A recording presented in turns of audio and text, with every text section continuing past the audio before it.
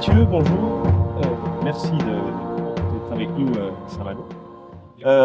Tu viens de sortir un livre qui est totalement inspiré, totalement adapté d'un livre de Daniel Pénac, L'œil du loup. Ouais, Comment t'es venue cette envie de parler de ce livre, de dessiner ouais. l'histoire de ce livre? Alors, pour être très sincère, c'est l'éditeur, c'est Nathan Bande Dessinée qui sont venus me trouver en me parlant de ce livre qui, L'œil du loup, c'est un roman de Pénac qui est sorti il y a très longtemps, en 84, je crois.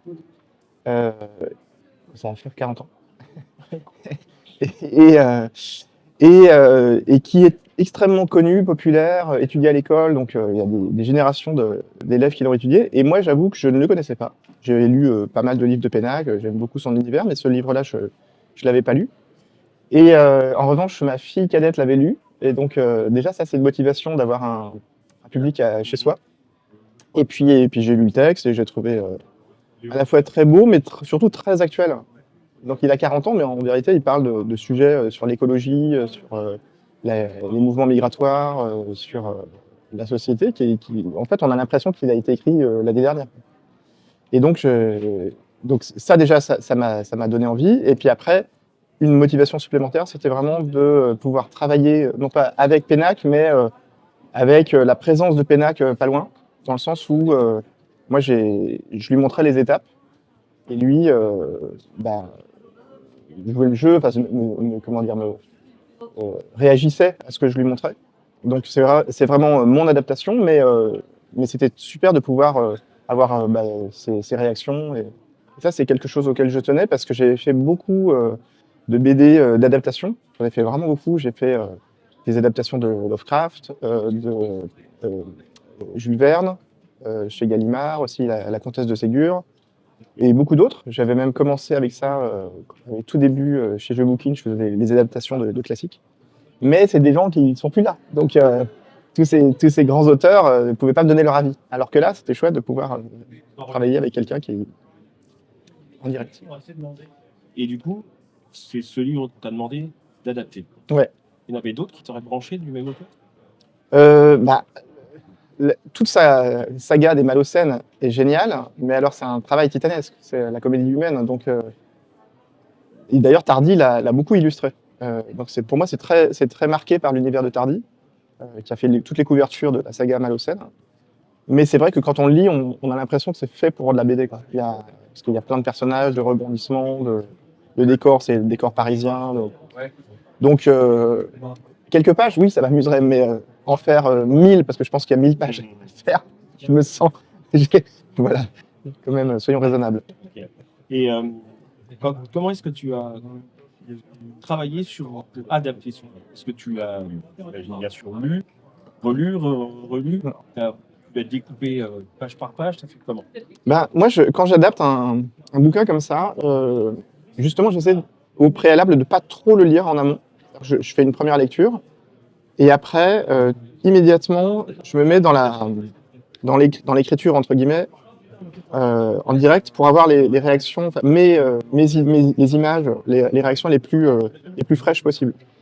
Et donc, en fait, ma deuxième lecture, quasiment, c'était, j'avais le livre d'un côté, un carnet, dans lequel, on le voit à la fin, je vous montre, on va peut-être montrer ça, les processus, les étapes. Et donc, je fais un espèce de premier storyboard, et au fur et à mesure.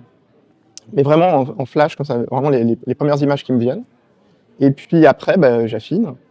Mais là, en tout cas, je suis assez content d'une chose, c'est que je suis extrêmement fidèle au roman.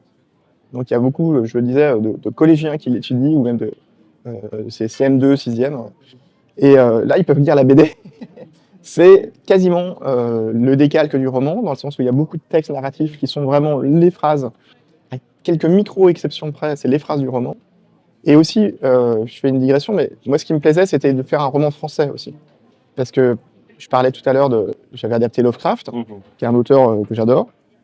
Mais Lovecraft, il y a au moins 4 ou 5 traductions différentes, qui sont assez variables. Et donc, on n'est jamais certain c'est déjà une interprétation d'interprétation. Alors que là, j'étais vraiment en prise avec le texte pur. Et voilà, et donc je découpe comme ça. Et après, je reviens dessus. mais ça se fait de façon assez. Bon, après, son récit, il est très, très. Ce qui m'a plu aussi, c'est qu'il était très, très visuel et très équilibré dans le sens où, on l'a pas dit, hein, mais c'est donc un dialogue entre un loup et un petit garçon qui se rencontrent à Paris au Jardin des Plantes. Le loup est en cage. Le petit garçon, lui, n'est pas en cage, mais il vient d'arriver en France parce qu'il vient d'Afrique. Et tous les deux vont se raconter leur histoire. Donc le loup qui vient d'Alaska, le petit garçon qui vient d'Afrique. Et donc on a un découpage extrêmement euh, symétrique et séquencé avec le flashback de l'histoire en Afrique, le flashback de l'histoire en Alaska, et puis la réunion des deux. Et donc je tenais aussi à respecter ça, et c'est ce qu'on voit aussi dans la couverture, ce côté très réparti comme ça, très équilibré, quoi. Qu'est-ce qui a été le plus dur pour toi dans ce travail? Euh, le plus dur pour moi, alors si je suis complètement transparent, c'est que je faisais 2 livres en même temps. Il y a une autre bande dessinée qui sort ces jours-ci qui s'appelle Edgar.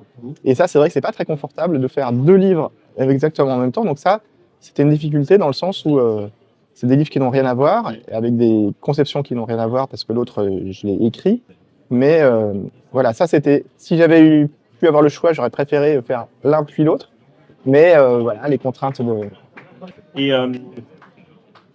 du coup, tu as été corrigé par de nombreuses personnes. Enfin, corrigé. Ouais. Il y a beaucoup de personnes qui ont lu le livre avant qu'il sorte et qui t'ont apporté des. J'ai beaucoup aimé celui de ta sœur Clémence Ah oui, sur ouais. le rocher. Ouais. Le point de détail, en fait. Ouais. Oui, alors c'est vrai que on n'a pas parlé de Clémence. Clémence, c'est ma sœur. Elle fait les couleurs de la plupart de mes albums, pas tous, mais la plupart.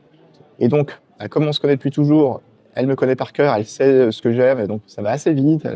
On est toujours, enfin, on se met d'accord au début de l'album, et puis après ça roule en général très facilement.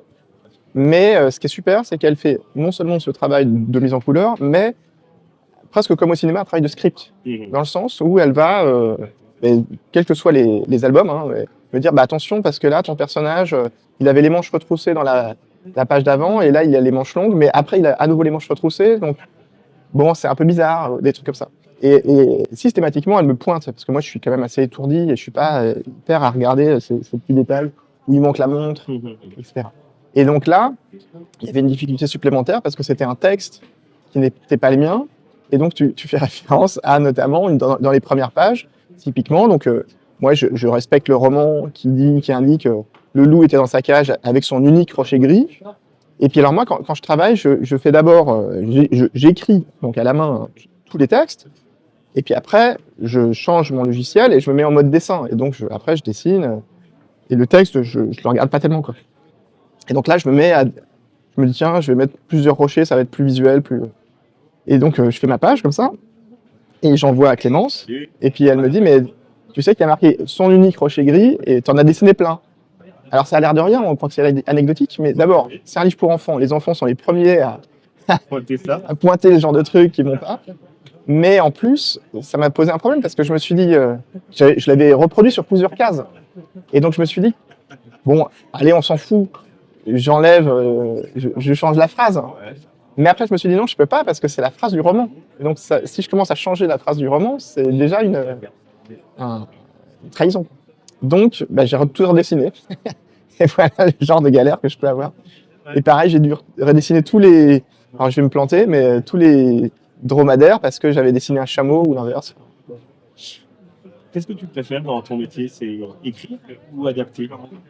J'avoue que les deux, pour moi, sont vraiment très agréables. C'est pour ça que je continue à faire des adaptations parce que ça me nourrit. Et donc, de voir comment les autres écrivent, comment ils conçoivent une histoire. Et c'est une richesse d'aller. Moi, c'est pour ça que je lis beaucoup bande dessinée, romans, pour m'inspirer. Donc, l'adaptation, ouais, j'aime bien ça parce que quand on essaye de comprendre comment le récit est fichu,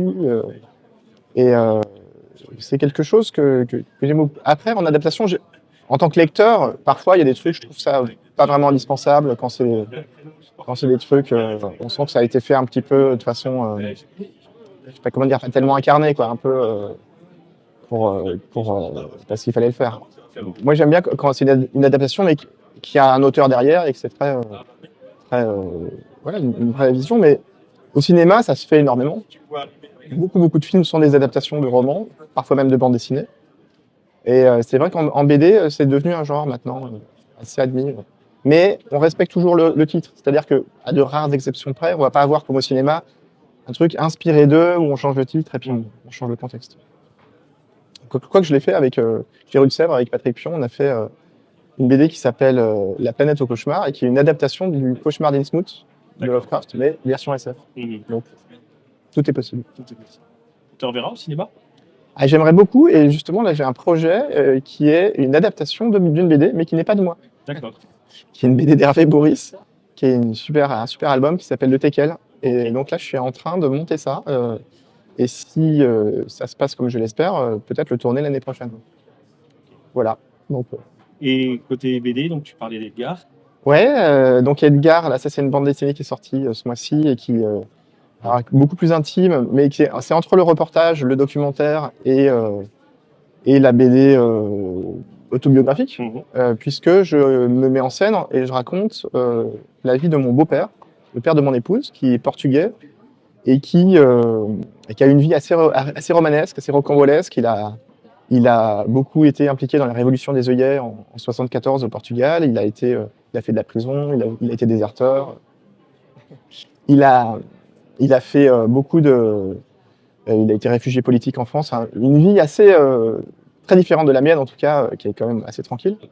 Et c'est lui, en fait, c'est lui qui a eu cette idée. Il m'a dit il y a 3 ans, tu sais, tu devrais faire une BD sur moi, tu vas gagner beaucoup d'argent. Et c'est vrai qu'en réfléchissant, je me suis dit, mais c'est vrai que sa vie est géniale, et tiens, je vais commencer à le noter. Et puis là j'ai été pris, c'est comme quand on tire un fil, après c'est sans fin.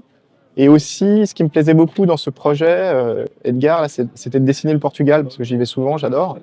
Et c'est très visuel, c'est un magnifique endroit. Donc c'était aussi l'occasion à la fois de raconter son histoire, mais de dessiner la côte portugaise, Lisbonne, etc. C'est chez Dargaud. Merci Mathieu. Merci beaucoup. À bientôt. À bientôt.